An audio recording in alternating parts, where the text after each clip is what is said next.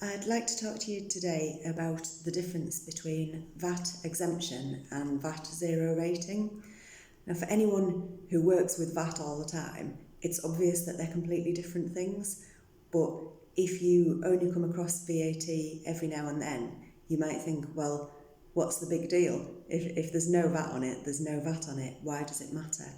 But it actually matters a great deal, because if something is zero rated, that means it is vatable, but at 0%.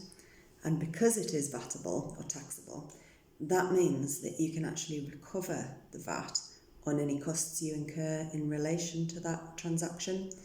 So if you only make zero rated supplies, it's often worth registering for VAT voluntarily so that you can get the VAT back on your costs. An exempt supply, on the other hand, is one which is not subject to VAT, it's not taxable, and you cannot recover the VAT on your related costs. So if you have a business which only makes exempt supplies, you don't actually have a right to register for VAT to recover the costs. If you make vatable supplies and exempt supplies, you can register for VAT and get back some of the VAT you incur, but that's a whole other topic for another day. And to give you an example of the sorts of transactions which are covered, obviously there's reams and reams of legislation and case law and caveats and conditions as to what things are included.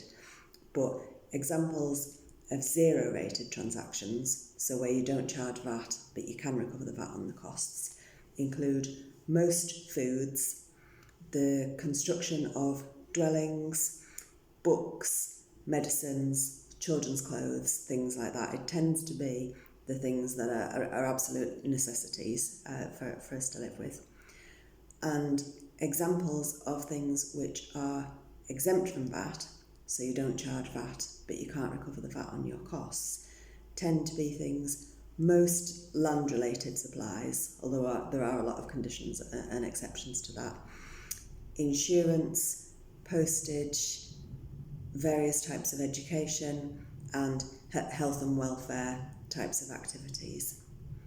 So I hope that's given you a rough idea of the sort of things you might come across and why it is so important to distinguish between whether something is exempt from VAT or whether it's zero rated, even though at first glance it might seem as if the treatment is the same. It's not, it's different.